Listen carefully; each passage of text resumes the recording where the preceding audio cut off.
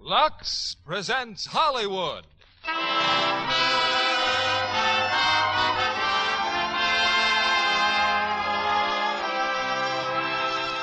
Lever Brothers Company, the makers of Lux Flakes, bring you the Lux Radio Theater, starring Van Heflin and Janet Leigh in High Wall.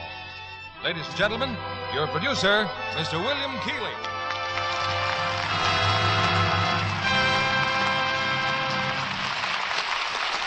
Greetings from Hollywood, ladies and gentlemen. Millions of Americans stay up long past bedtime to explore the fascinating world of whodunit, because the mystery story is a standby of modern entertainment. It intrigues presidents and producers and plain people alike. And tonight, we present a classic in the field, the Metro-Goldwyn-Mayer hit High Wall. Starting in this drama of suspense and romance, you'll hear an old favorite of yours, Van Heflin, along with a bright new star making her first appearance here tonight, Miss Janet Leigh. But however much you enjoy suspense in a mystery play, it's something you don't want in your own home. And that's where Lux Flakes come in. In caring for fine materials, there's no suspense when you trust the job to Lux Flakes. Our stars are on stage, and the curtain rises for the first act of High Wall, starring Van Heflin as Steve Kenet and Janet Leigh as Dr. Ann Lorison.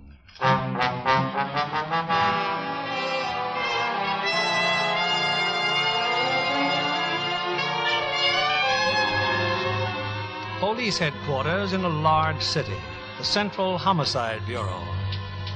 Won't you sit down, Mr. Whitcomb? Well, we were lucky to find you tonight. My name's Wallace, Assistant District Attorney. Well, I would have been here sooner, Mr. Wallace, but they asked me to identify the body. Mrs. Kenet was my secretary. You're manager of the Bradbury Press, is that correct? Yes, a publishing house. Religious and educational textbooks. This is shocking, Mr. Wallace. What happened? Well, she was strangled sometime late this afternoon. Well, if I can be of any help, any information. Have you any? Well, I don't really know. Perhaps it has no bearing, but Mrs. Kennett's husband returned home today after an absence of 2 years. You know him? No, I never met him. I was out of my office most of the day. When I returned, they told me he'd been there, Mr. Kenet. He was looking for his wife. Very agitated, they said. Well, wasn't she there? No, she wasn't. I sent Mrs. Kenet to my home to pick up some manuscripts. Did they tell that to Kenet? Why, yes, of course. Oh. Did Mrs. Kenet return to the office? No, but under the circumstances, we thought nothing of it. We all assumed she went straight home with her husband. Perhaps if you can find Mr. Kenet. Oh, we've found him, all right. They've got him in the next room. Let's see what he's told them. All right, Kenet. We'll go over it once again. The two of you were in your wife's car, and you deliberately drove it off the bridge, isn't that right? Oh, come in, Wallace. Mr. Whitcomb, Inspector. We'll be through in a minute. Well, Kenet? But I told you what happened. After you strangled her, you wanted it to look like an accident, a broken neck and an auto crash. But you knew you could walk away from that kind of an accident, didn't you? I told you that I killed her in the park, and then I tried to kill myself. That's good enough for me, Inspector. It isn't often they come this easy. Dr. Adams here wants us to stall a while. That's right, Wallace. I've examined him. Drunk? No, but he's been through some recent head surgery. What's that got to do with it? Well, as police surgeon, I can't pass him. And I have to look him over at psychiatric. But he's confessed. I'm sorry, but he's got to go to psycho first. Well, let's get it over with. Come on, Kenet. Let's go. A tragedy, Mr. Wallace. A young man like that. You can never tell, Mr. Whitcomb. He had a fine war record, too. So his wife told me. A few hours ago, he committed murder. If there's anything else I can do... Well, we'll probably need you when he comes to trial. I'll let you know, Mr. Whitcomb.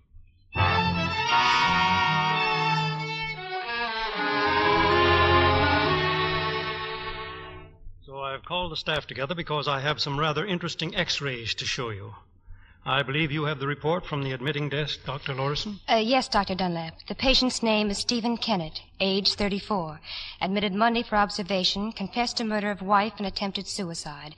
Exhibited violence at time of admission, now confined in Ward C isolation. Any apparent cause for this violence? Dr. Powart? The clerk at the desk was making a routine inventory of the patient's possessions. There was a snapshot of a child, a little boy. Kenet wanted to keep the picture. And since then?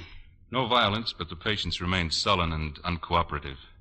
But I believe you've spent more time with him than I have, sir. Now, if you'll turn out the light, we'll have a look at these x-rays. Here we are.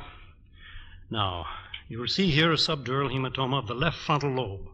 This blood clot is causing pressure on the brain. As you know, such pressure can produce both physical and emotional changes, and true to form, the patient has shown irritability, local pain, and lapses of memory. Lights, please. You've checked his physical condition again, Dr. Power? Yes, sir. Heart, blood pressure, respiration, normal. Then there seems no need to delay. Dr. Lorison, you'll prepare Mr. Kenet for surgery. Yes, Doctor.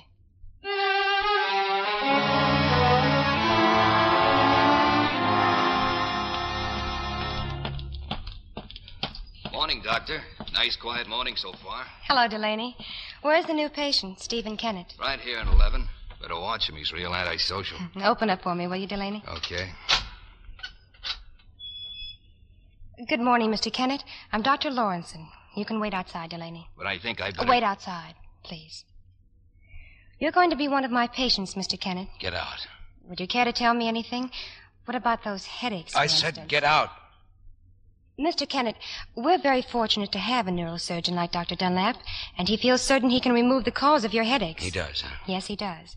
Now, if you'll just sign here giving us your consent, we can... Surgery? Oh, no. No, I let him do that before. Now get out of here and cut up some other guinea pig. Very well, Mr. Kenet. The orderly's name is Delaney. If you have any pain, he'll call me. Lock up, Delaney, that's all.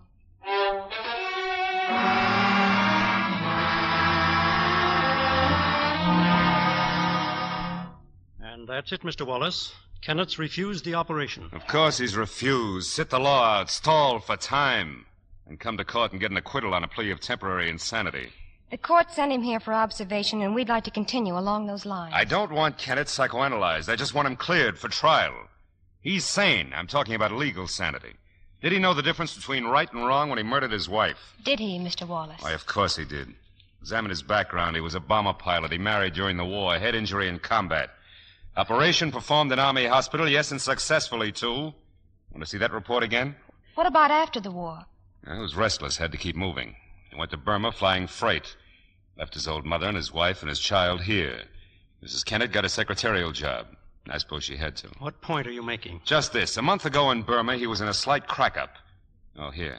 Here's a cable from the doctor who examined him. Advised Kenet second operation imperative.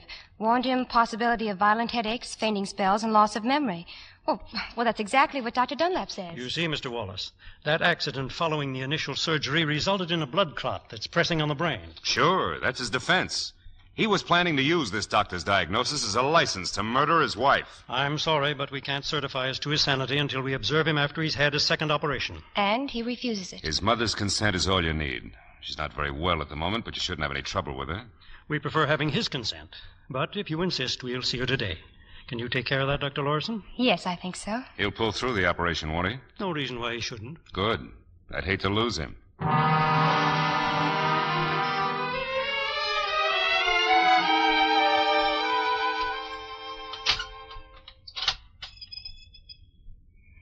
Feeling better, Mr. Kenet? Today was visiting day, Dr. Larson. Yes. Why didn't I see my visitor? And don't tell me that my mother wasn't here. You're entitled to see visitors, and your mother was not here. Thanks, that's all I wanted to know. That pleases you, doesn't it? You've been hoping your mother would take your son away where no one would know him, where no one could tell him about you. Your time's valuable, Doctor. Don't waste it. You can't talk me into that operation. I was hoping you'd changed your mind. No trial, no operation. I'll be here permanently, right? It's possible. All right, then how about getting me out of this chicken coop? I rate the ward, don't I? Some pretty nice people in the ward. All in all, it's not a bad setup. Room and board, lots of company, radio, library, and all for free. Mr. Kenet, I'm sorry that I have to tell you this, but your mother died this morning. What are you trying to do to me? Dr. Powell and I went to your house. We found her on the floor. You know she'd been ill, chronic heart condition. Well, apparently recent events were too much for her. Oh, but don't let that alter your decision to stay here, Mr. Kenet. Your son will be taken care of in the county orphanage. Where is he now? What are they doing to him? He's all right. I know now why you object to surgery. You don't want to go to trial, do you? You know there's a chance of acquittal on the grounds of temporary insanity, but you don't want to risk it. Oh, you'd rather spend your life here than face your child again. You want to escape from reality, and you can. But do you know what happens to a child when he suddenly loses his entire family? Do you know what life is like for an orphan in a public institution? Oh, yes, you'll escape reality, Mr. Kenet, but your son will I not. don't have to listen to this. You can't make me listen. You've heard all I have to say. Lock up Delaney.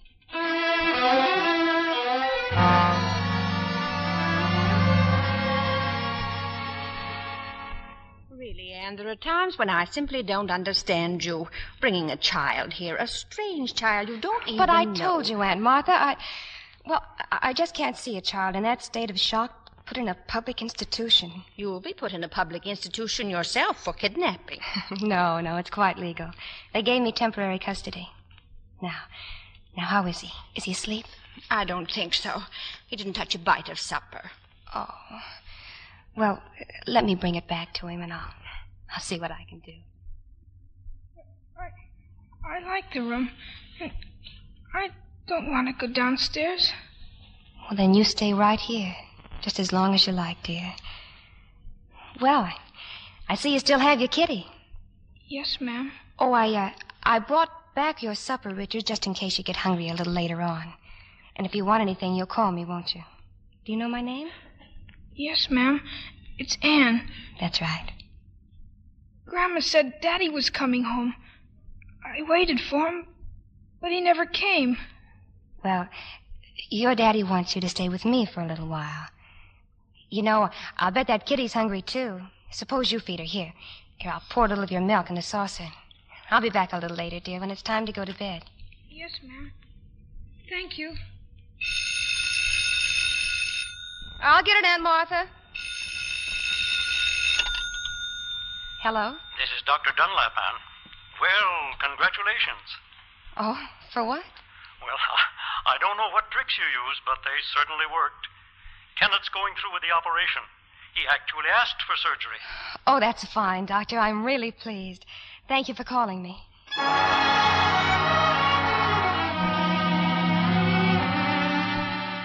You don't seem to understand, Mr. Kenet. I'm your lawyer. I've been appointed by the court to defend you.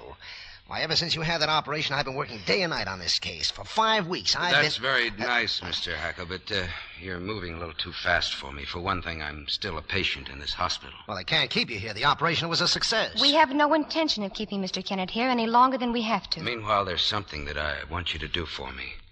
My son's in an orphan asylum. I want you to arrange his release. That's the first thing. You don't really mean that. Why not? Man alive, you're knocking the props out from our whole defense. I'm counting on your son.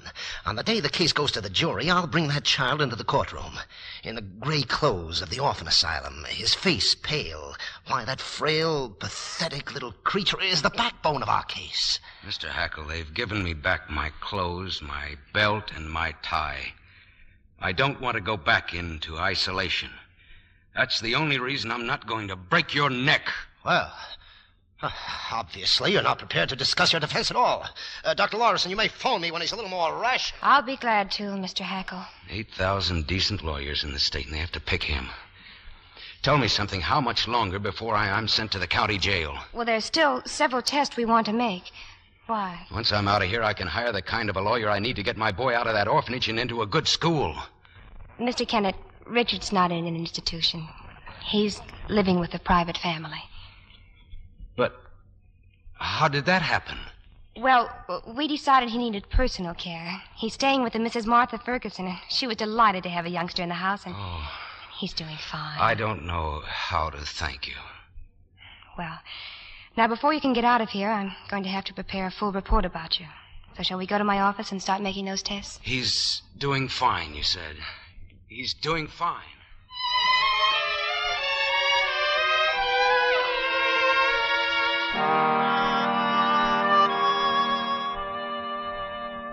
I'm a little puzzled, Anne. First, you say you've made all the routine tests, and now you tell us you can't make an official report. I can't, Dr. Dunlap. I'm convinced that Kenet is still concealing something. The district attorney's been on my neck for days. We can't keep Kenet if he doesn't belong here. And what makes you say he's concealing something? Many things, Dr. Poward. But I can't tell you if it's deliberate or not. The police will say it is deliberate, that Kenet planned to murder his wife and plead temporary insanity. Where's Kenet now? He's out in the hall. I hoped you'd see him. Bring him in, Anne. Let's see what we can find out. Sure, I'll try to answer anything you doctors want to ask me. Well, prior to your operation, Mr. Kenet, you suffered lapses of memory. You haven't filled in those gaps yet. Or have you? I don't know whether I have or not. You can't remember or you don't want to remember? Look, Dr. Power, thanks to you people, I've regained my health. There's only one thing more that you can do for me. Turn me over to the police for trial. What about narcosynthesis, Dr. Lorison? He refused to let me try it, That's Doctor. right, I refused. You refused the operation, too, but now you're glad you changed your mind. This is something entirely different. No, I don't think it is. Narcosynthesis is merely a mild injection of sodium pentothal to stimulate your memory. It might be very helpful in filling in those lapses. Helpful? To whom? No, I'm sorry. This is the way I prefer it. That's my legal right, isn't it? Why are you so intent upon an immediate trial? Because, guilty or not, I'll be out of here. I'll be able to handle my finances and provide for my son's future. That's the only important thing. You love your son a great deal, don't you? Is that so unusual? Well, if you'll excuse me now, I'd like to go back to my room. There's still some tests I'd like to make. Anything you want except that narcosynthesis business. Very well, Mr. Kenet.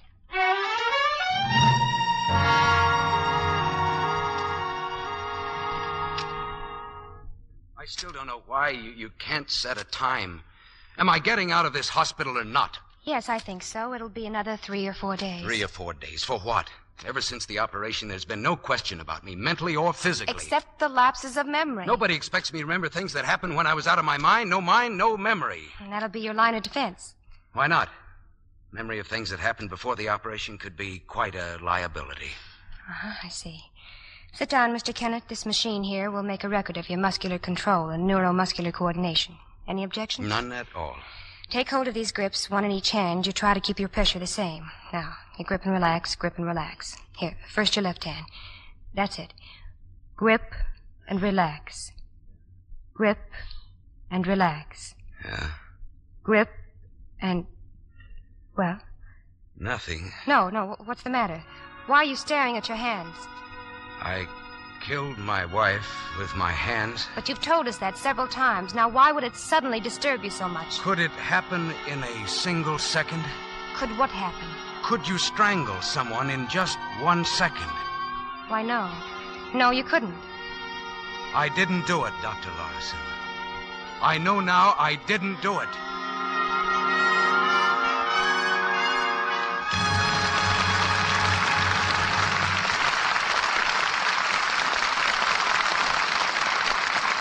In a moment, our stars will return with Act Two of High Wall.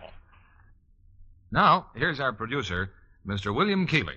Act Two of High Wall, starring Van Heflin as Steve Kenet and Janet Leigh as Dr. Ann Lotterson.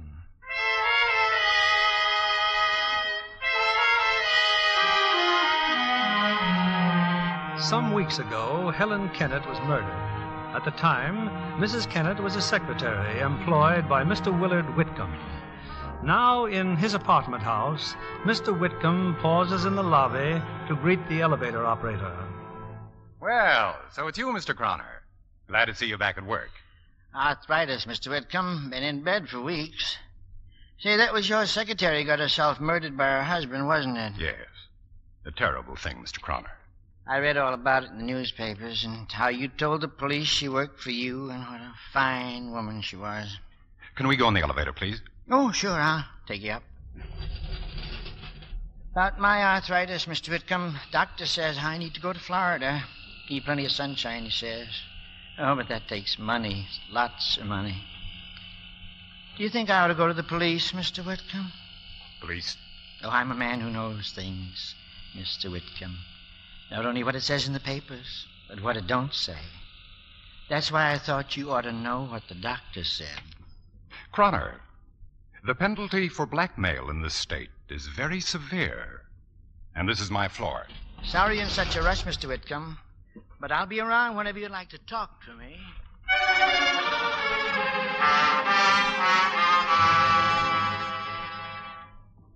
That's what I said, Mr. Kenet. You got a visitor. See that little guy in the corner? I don't know him, Delaney. Want me to chase him? No. Let me see what he wants. You don't know me, Mr. Kenet, but my name's Croner.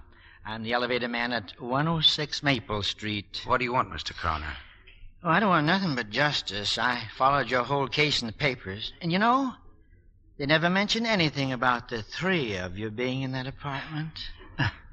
Oh, you're interested, huh? I might be. What have you got? What I've got costs money, Mr. Kenet. I'm not allowed to handle my money right now, but I'll be out of here soon. I'm being transferred to the county jail. Well, that's okay with me. I'm in no hurry. Well, can't you tell me what it's all about? If I tell you now, I won't have it anymore. See you in the county jail, Mr. Kenet. Delaney. Well, that was short and sweet. Delaney, I've got to see Dr. Lorison. It's his day off, remember? Well, tomorrow, then, just as soon as she gets here. Okay. Okay.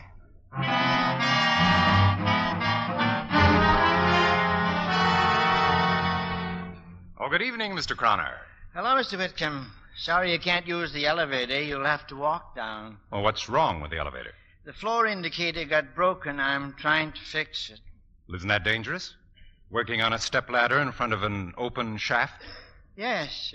Maybe it is. I think I'll come down. Besides, maybe you want to talk to me.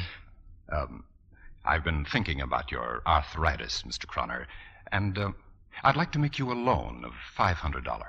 Oh, we can't cure anything for a few $100, Mr. Whitcomb. Oh, I was hoping we could. You know where I was today? I called on a fellow in the county nut house. Going to go to trial soon, I think. Wants me to testify for him. What a generous fellow he is. Suppose I sent you to Florida for the entire winter. That wouldn't prevent your arthritis from coming back next year. And the year after that? Or would it? That's hard to say, Mr. Whitcomb. Be ashamed to see you suffer, Croner. Year after year.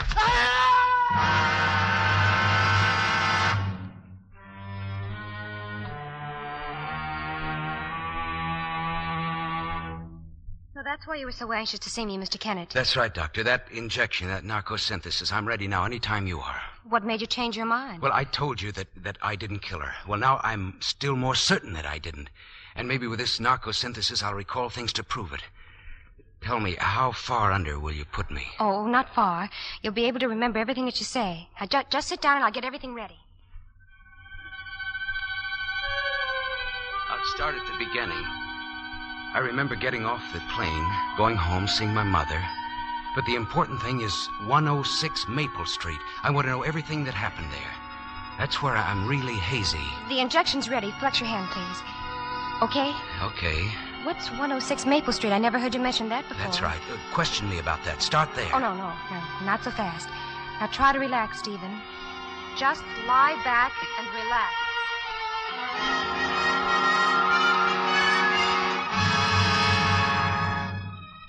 Steve, can you hear me?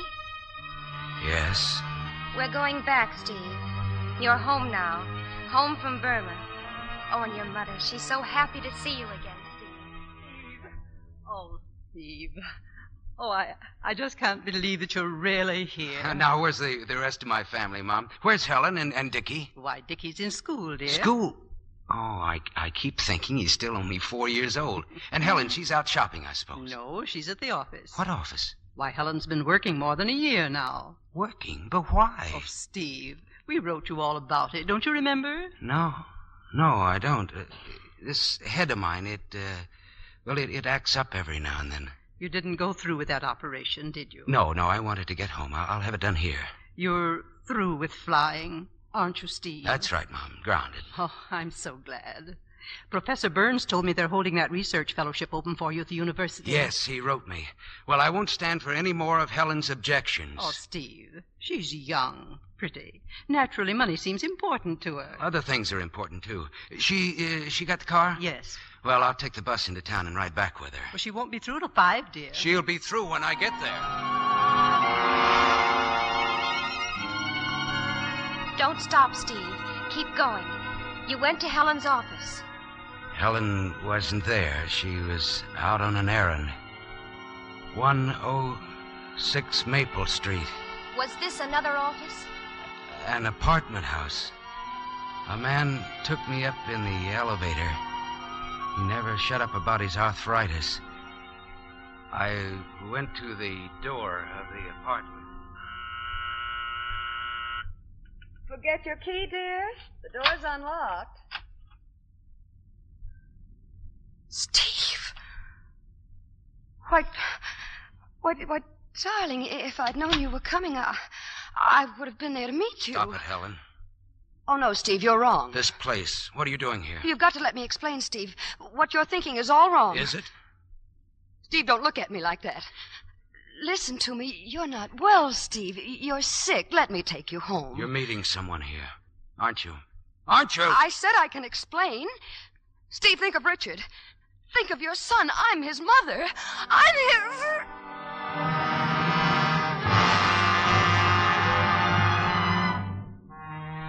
I can remember putting my hands around her throat, and that's all. That's all I remember. Until when, Steve? I don't know. I fainted or something. When I came to, I was lying on the floor. Helen was slumped in the corner. She was dead. There were things all over the floor. Cigarettes, a chair knocked over, a lamp, Helen's purse, things that I'd seen when I came into the apartment. Only something else I'd seen was missing. Do you know what it was? I don't know. I can't remember.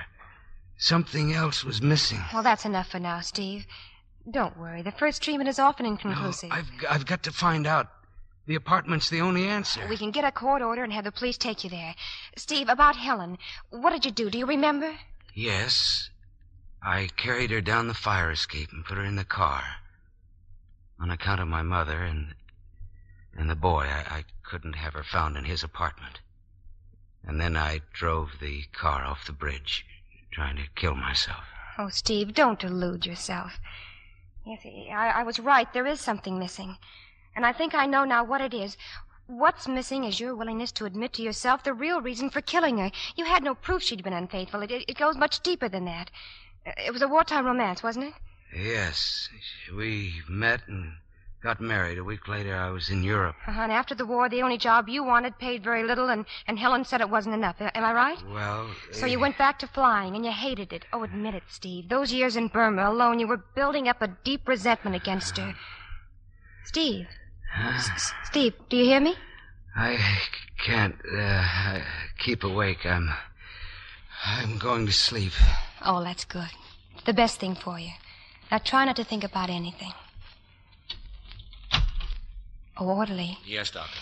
There's a patient resting in my office, and I'm going home now. Would you please take him to Ward C about 8 o'clock? 8 o'clock. Yes, Doctor. Thank Good you. night.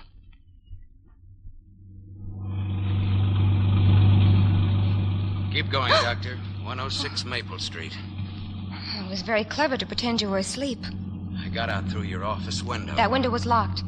I know, but you left the key in the pocket of your smock. Here it is. It's easy finding your car. Your space in the parking lot has your name on it. Well, you've thought of everything, haven't you? Everything except what this is going to do to you, risking everything for nothing. For nothing? Even if I'm acquitted, I can't face my son again. What do you tell a kid of 6?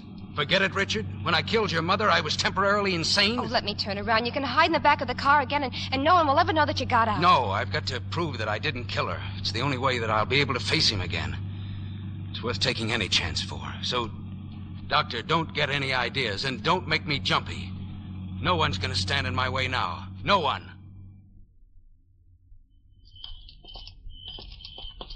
Just because his phone didn't answer doesn't mean he isn't home now, or that he won't come home. Keep quiet. We're going up the fire escape. Oh, this is a big mistake, Steve. Please don't Start climbing, Doctor. I'll be right in back of you just in case you slip.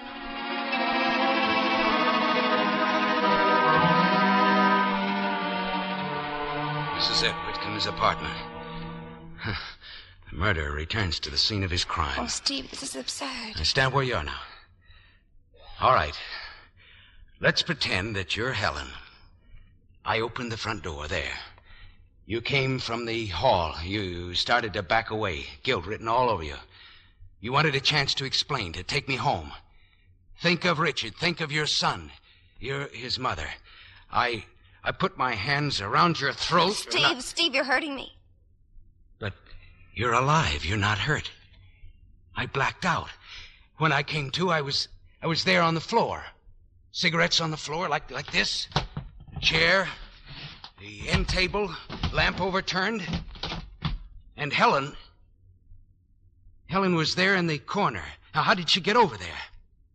Wait a minute.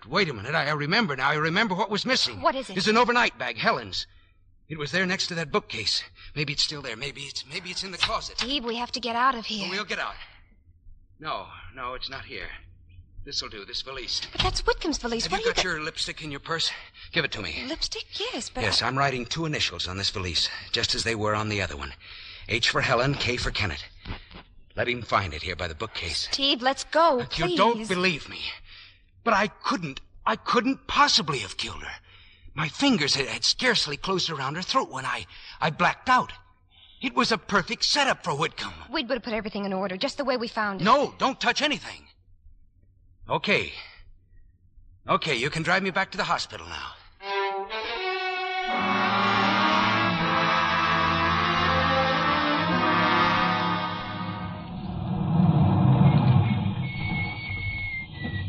How are you going to get back in the hospital? Same way I got out, your window. The orderly will find me right where you said he would. And, you, I don't know. You'll report me. Well, I can't stop you. The guards will be making the rounds any minute now. And look, I came back with you, didn't I? I could have run away. Nobody'll know that I've been gone if you don't turn me in. But if you do, I'll be put back in isolation. There's no release, no trial. I'll never be able to do anything for Richard. You'd better go in, Steve. Hurry. Hello? Anne, this is Dr. Dunlap.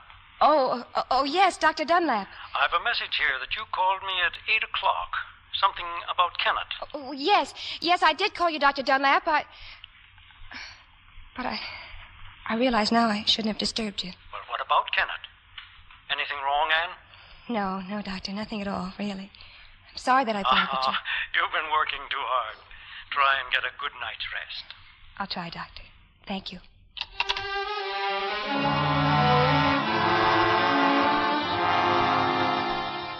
Sorry to interrupt your reading, Mr. Kenet, but you got a visitor downstairs. Yes, I know. You know? Mr. Willard Whitcomb. Hey, what goes on here? It's a good guess, huh? Well, do you want to see him or not? He's in now with Dr. Dunlap. Oh, you bet I want to see him. Thanks, Delaney. I should have come here long ago, Dr. Dunlap. You see, Kennett's wife was my secretary. A splendid girl, Doctor, and a devoted wife. It's very nice of you to take this interest in him, Mr. Whitcomb. Well, he'll be released for trial this week. Oh, that's fine. Then my offer will be coming along at the right time. I'm sure it'll be appreciated. Well, Kennett's waiting for you. I'll have an orderly take you to the visiting room. You don't know me, Mr. Kenet. I'm Willard Whitcomb. Yes? You've been expecting me. Have I? Oh, I must apologize for not visiting you sooner. You've been in here quite a while now. In and out. In and out? Kenet, I've been discussing your case with a very fine criminal lawyer. I was just telling Dr. Dunlap about him. Well, anyway, this friend of mine is positive he can get you an acquittal. Well, naturally, his fee is rather high, but I'll assume all costs. Why should you? Well, I feel that your wife would... Well, that is... I'm sure she'd want me to do all I can. Now, when would you like to see this attorney? Don't bother, Mr. Whitcomb. You want to be acquitted, don't you? I will be. And don't let that friend of yours get away. You may need a fine criminal lawyer yourself. I know what you're thinking, Kenet, and whom you're depending on. The man who came to see you, Croner, the elevator man. Haven't you heard? He can't testify for you. Poor man, he fell down an elevator shaft. The police said he died instantly as a result of the accident. Just a minute, Whitcomb. Now, be sensible, Kenet. My offer is your only way out. Better accept it now. I'm leaving tomorrow for some of the Southern Sunshine Croner priced so highly. And remember, any accusations you make against me will be ridiculed, the ravings of a lunatic. Croner's gone, Kenet. There's no possible way you can prove I killed your wife. You did it. Of course I did. You admit that. Now let go of me. I'll kill you if it's the last thing. Don't let him get away. He killed my wife. Oh, so this is the man you people are ready to release for trial, a homicidal maniac. Don't worry, mister. He won't be going anywhere. Listen now. to me, please. He killed my wife. Come on, Kenet. Don't let him get away. Stop him. Stop him.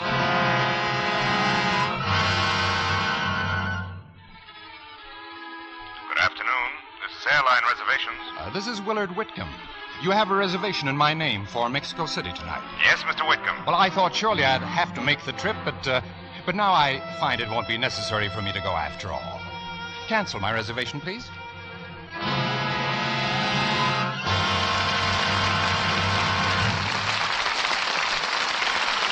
We pause now for station identification. This is CBS, the Columbia Broadcasting System.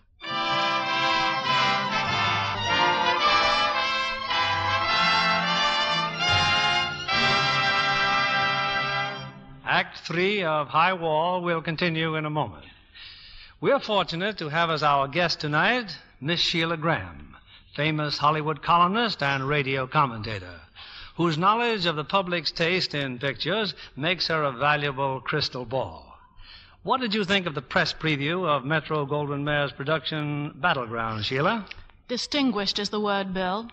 You know, those of us who've seen this film are impressed with Dory Sherry's great production of the Second World War. A simple, unadorned story of a handful of wonderful guys caught in the vital Battle of Bastogne. And the cast is so true to life. Van Johnson, for instance. He plays a carefree fellow with a weakness for girls and gags. And John Hodiak, he's a cynical small-town reporter. Ricardo Montalban, a lonely kid, and George Murphy as Pop, whose discharge came too late.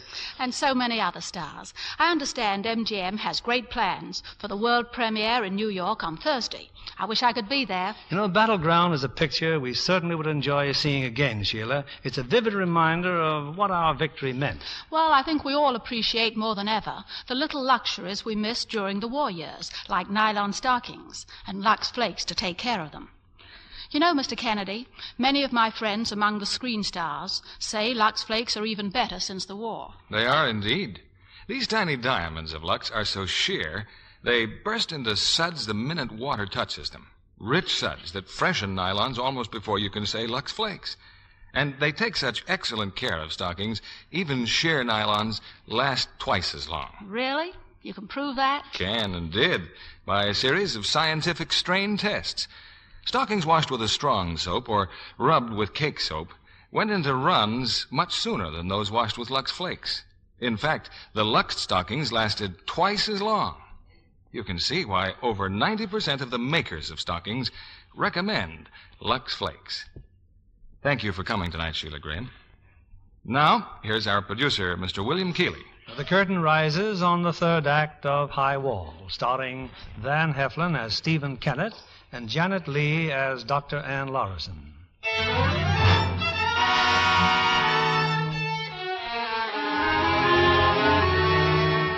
It's a few hours later. Ann Lorison has just come on duty in the hospital and is met with the news that Steven Kenet is once again in solitary confinement. Steve, what happened? Why did he put you here? I've got to get out. You've got to get me out of here. Now tell me calmly, what happened? Why don't you come in here? They said you tried to kill someone. Are you afraid to come in here? Oh, no. No, of course not. Now, who was here this morning? Whitcomb. I knew he'd come. He had to find out how much I knew. I thought I had him, but he got me instead. You remember that elevator man in his apartment? Yes. Well, he's dead. Whitcomb killed him. How do you know that? He told me, and then he told me that he killed Helen. Boasted about it right to my face. Like a fool, I grabbed him. That's exactly what Whitcomb wanted me to do. We'll tell the police, Steve. The police? Haven't you heard? I've already told the district attorney I'm committed here for good. Anything I say from now on will be the ravings of a maniac. And you've got to help me get out of here. Oh, of course I will. No, but tonight. Whitcomb's leaving town. He told me if I can catch him in his apartment, I can make him talk. I want you to get well, Steve. There isn't anything in the world I wouldn't do for that. Trust me. You think I belong in this room, don't you? And I've got things to do in this world, good things. A boy to take care of, a profession, work. You know that. If I don't make Whitcomb talk, I've got nothing. And I'm going out of here. Give me that key. Steve. Now, look, I don't want to hurt you. Give it to me. No, I won't. I can't. I'm sorry, but I've got to have it. You'll lose every chance you've ever had. You can't get away, Steve. You can't do it. We don't know too much, Anne. After Kenet locked you in his cell, he stole an orderly's clothes and got out through the kitchen. Then he took your car and was past the guard at the gate before the alarm was sounded. But we'll have him back before morning. You're sure of that, Dr. Dunlap? The police are closing in on him right now. They're describing him as a homicidal maniac. Well, this is all Whitcomb's doing. When he came here this morning, he taunted Kenet. He thought that he That's could make... what Kenet told you? Do you know that it isn't true? Do you know that it is? I know one thing, that we've got to stop this manhunt. He'll resist the police and they'll shoot him down. I've suspected for some time that your interest in Kenet isn't completely clinical. Now, look, Anne. Kenet escaped. There's nothing we can do about it. He did it to get at the truth. He did it to clear himself. He'll go after Whitcomb. Well, you'll find the police are waiting for him. I'm off duty, Doctor. Do you have any objections if I leave? No. No, but it's raining and your car's gone. I'll call a cab. I'll phone you at home, Anne, if I hear anything. Thank you.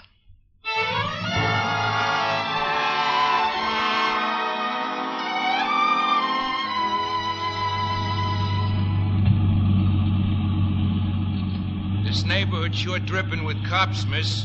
You just want me to keep cruising? Yes, please, just keep cruising. Hey, what's going on? How come all the cops? Oh, you'll read about it in the morning papers. Oh, so that's what you are, a newspaper lady. Will you go to the corner and then turn down Maple Street again? Oh, no, wait. Pull over and stop.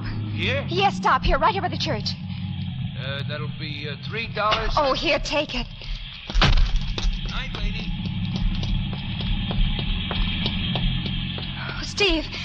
Steve, it's me, Anne. Walk down the alley. Oh, Steve, I'm so glad I found you. I've been cruising up and down those streets for an hour. Stop playing policeman, Doctor.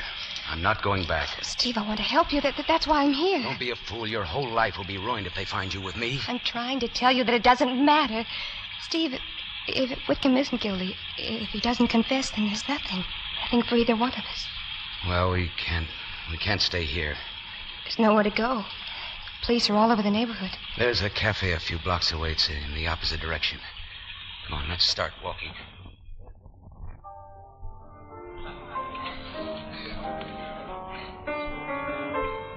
Those clothes you're wearing, where did you get them, Steve? Gas station near Eastbury. The attendant got suspicious when I stopped for gas. I took his clothes in his car. Steve, you No, I didn't touch him. I locked him in the washroom and kept going. And I'm wasting time here. Look, be sensible, Steve. There's no possible way you can reach Whitcomb tonight. Look, why don't you come to my house? We can talk things over there and you can see Richard. Richard? Uh-huh. I've had him ever since that first day. But you told me of Mrs. Ferguson. I know. She's my aunt. He's been with you all this time? Yes. He likes it there, Steve. Oh, he's a wonderful little boy. Tom! Hey, Tom Conover, my pal Tom. Well, what do you know? Well, don't you remember me? I'm sorry, chum. I'm afraid you're mistaken. You're not Tom Conover from Cincinnati? Look, do you mind? Oh, deeply sorry, sir. Sorry, madam. Hey, waiter, bring us a drink. Now, just a minute. Oh, permit me, madam. My name is Pinky. Might I inquire as to yours? Betty. Look, will you please stop annoying us? We're busy here. Oh, well, simmer down, pal, simmer down. Just trying to pour a little milk into human kindness, that's all. Anne, I want you to go back to the hospital. I'm going to have another try at Maple Street. Oh, it's suicide, Steve. The police have you down as a homicidal maniac. And all this talk about your son. You've got to live for him, if for no other reason. If you thought it was so hopeless, why did you bring that stuff along with you? What do you mean? What stuff? When you opened your purse before, that little box, a hypodermic needle, isn't it? Oh. Sodium pentothal? Well, I thought if you ever did find Whitcomb, it might help us to get at the truth. Well, then let's start finding him. I tell you, we can... Oh, wait a minute. What is it? That drunk just now, I've got an idea. You, Pinky. You insulted me. That's what you did. You insulted me. But I want to apologize. You want to... Oh, well, that's more like it, Jack. How did you know my name's Jack? Well, it is. That's right, and you've already met my wife. Look, how'd you like to hop in a cab and take a little ride? I'll explain the whole thing about why I look like Tom Cano. Well, fine. If this lovely little lady goes with us... Well, the lady's busy. Has to look after the baby. You and I will pay a visit to a very interesting fellow. Oh, no, you don't. You're not going any place without me. I shall say not. Well, let's not argue about it here. Come on, we'll find a taxi. I still think we should stop at Anne's house, Jack. Yeah, Anne's house. A foursome. We can have a real nice party. I got a better idea, Pinky. Why don't you drop me off and you and Betty step out for some dancing? I'll take care of the baby alone. Oh, what a wonderful friend. What a wonderful friend. Oh, no. No matter what Jack says, I'm going with him. I don't think he'll be able to take care of the baby by himself. Oh, just when I get all set for a big evening, you got to take care of the baby. Oh, he's a real problem child. Hey, Pinky. driver. Yes, sir? Turn around. Take us to 106 Maple Street.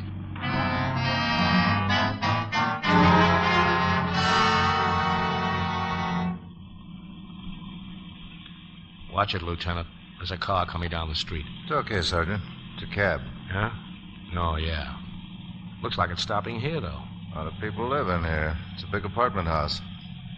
2 men and a dame. Now keep your eyes on them. Sorry we couldn't make a night of it, Pinky. How about a rain check, huh? Oh, I wish you wouldn't go home. Please, I beg you. Look, how about another little drink, Peggy? Betty, just a little bitsy-witsy one, huh? You know what, Pinky? I think you're drunk. She thinks I'm drunk. Hey, officer, come on down here and arrest me. She says I'm drunk. People better get moving. We're trying to keep this street clear. You heard him, Pinky. How about dinner Tuesday night? At my house. Fine. How much, driver? Oh, no. Driver, his money's no good. Besides, I want to ride some more. Thanks, Pinky. See you later. Yeah, kiss the baby for me, Betty. Don't forget now. Don't you worry, pal. I won't forget.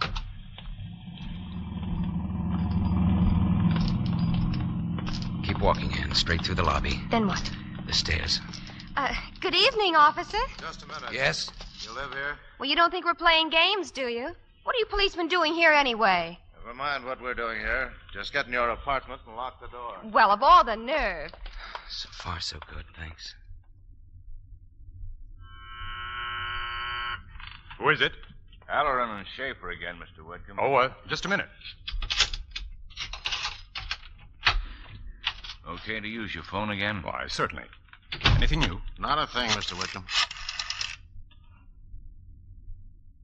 Oh, that's Captain Halloran. Give me the roof. Who's this? Oh, okay, Sam. This is Halloran. Just been touring the block, all quiet. Anything else for me? When? Oh, okay. We'll be around. Call you back in an hour. Well, you can relax, Mr. Whitcomb. They caught him? Just about. Picked himself up an outfit of clothes and a car near Eastbury, headed for the state line. State cops will have him by morning.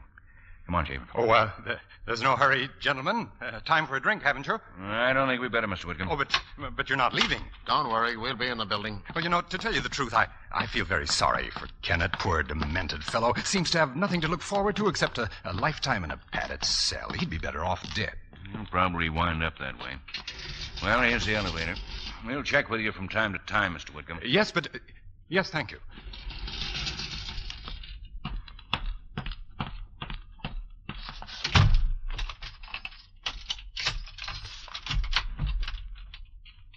Don't raise your voice, Whitcomb. Kenet. And move away from that door.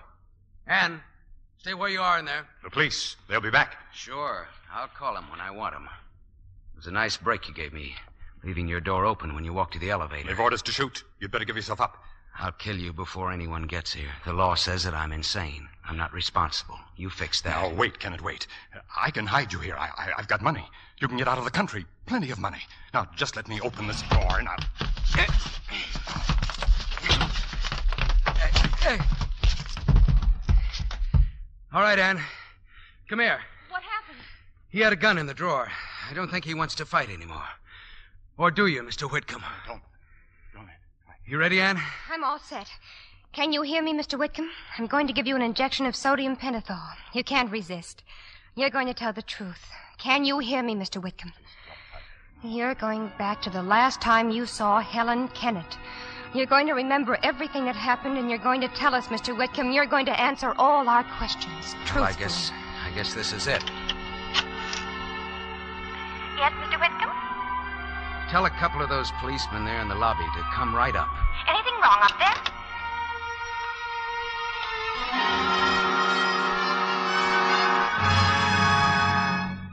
Keep talking, Mr. Whitcomb. These men want to hear about it, too. She told me that her husband had found her here. He was over there on the floor, unconscious. She said he kept fainted. coming toward me, Willard. He grabbed my throat, and then, well, I don't know what, he fainted or something. Stop being hysterical, But we've Helen. got to think of something now before he comes to. We can't afford a scandal. It's quite a surprise, Helen, his coming home. It's a shame. Oh, I'll divorce him, Willard. You don't have to worry about anything. And after a little while, we can... Where are you going? I'm going to take a long walk. And when I return, I shall expect to find you and your husband out of here. What does that mean? I'm terribly sorry, my dear, but after all, he is home now, isn't he? Oh, no, you don't. You're not running out on me. I'm afraid there's very little you can do about I'll it. show you what I can do. I'll smear your name in every newspaper in town. I'll... Oh, no. No, I don't mean that, darling. Just what do you mean, Oh, Helen? please, darling, don't you see I'll need you? I'll be left with nothing. He's out of his mind. How do I know he won't finish what he started trying to kill me? What happened then, Mr. Whitcomb? Who killed Helen? I did it. Only way out.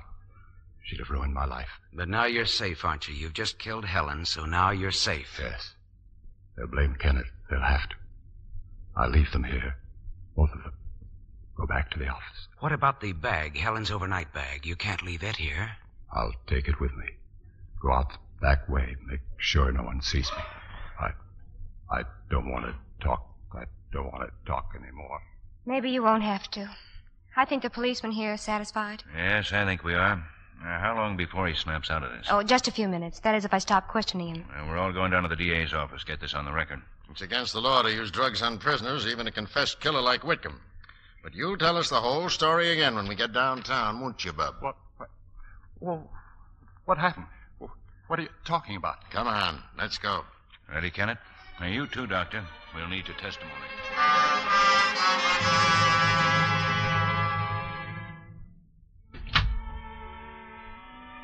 It's been quite a night, Anne. Well, I finally got you home, didn't I? So this is where Richard slept all this time. Yes. Where's his room? Right at the head of the stairs. Darling, you know he hasn't seen you since he was 4 years old, and he's asleep. I don't think that I... Yeah, sure. I'll take it easy. All right. Anne, please come with me. Oh, Steve, thank you.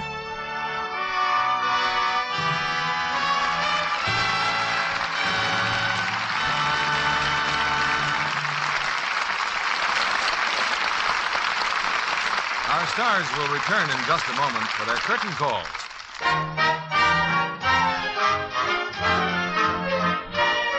If you have trouble with washing dishes, change to Lux Flakes, and they will bubble your troubles away. Make rich suds that work faster, keep hands much smoother, softer. Let Lux bubble your troubles away. Yes, you can get rid of red, rough dishpan hands simply by changing from strong soaps to Lux Flakes for dishes. Lux Flakes are actually kinder to hands. Hundreds of tests prove it. Try these gentle suds for your dishes. See for yourself how soon your hands are soft, smooth, lovely again. Lux Flakes are thrifty, too, because they go further. Ounce for ounce, Lux Flakes wash up to twice as many dishes as any of 10 other leading soaps tested. Here's Mr. Keeley with our stars. The lights are up and our stars come down stage again. Here they are, Van Heflin and Janet Leigh.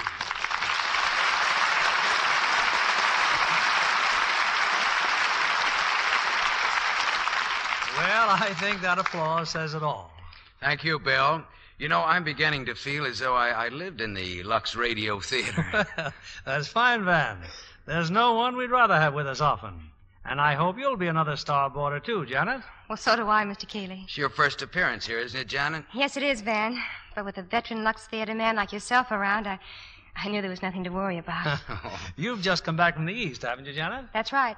I went to Pittsburgh for the world premiere of the new Metro-Goldwyn-Mayer picture, That Forsyte Woman. With the other stars all in Europe, you represented the cast then, huh? Yes. Greer Garson, Errol Flynn, and Walter Pidgeon all happened to be abroad. I know the people in Pittsburgh were happy to have such a charming representative. Why, thank you. I want you to know that you had a representative on the trip, too, Mr. Keeley. I never travel without a box of Lux Flakes tucked in my bag. Well, that's proving you're a very smart girl, Janet. Now, Bill, won't you tell us about next week's play? It's a hit musical, Van, with two of Hollywood's top musical stars.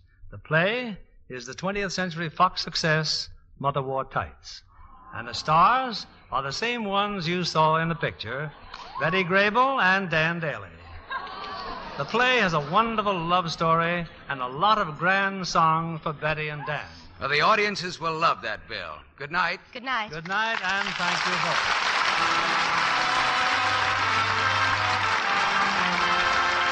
Lever Brothers Company, the makers of Lux Flakes, join me in inviting you to be with us again next Monday evening when the Lux Radio Theater presents Betty Grable and Dan Daly in Mother Wore Tights. This is William Keeley saying good night to you from Hollywood.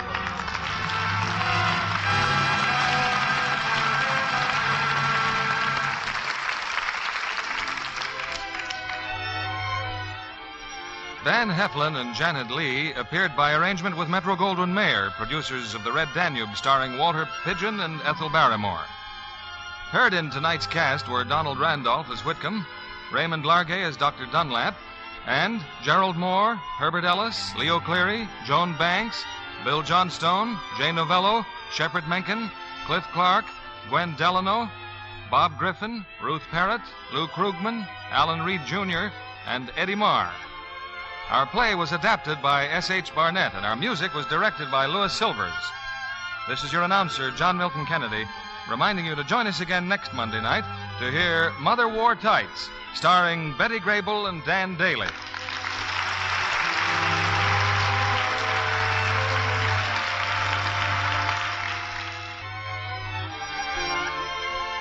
Be sure to listen next Monday night to the Lux Radio Theater presentation of Mother Wore Tights, starring Betty Grable and Dan Daly. Stay tuned for My Friend Irma, which follows over these same stations. This is CBS, the Columbia Broadcasting System.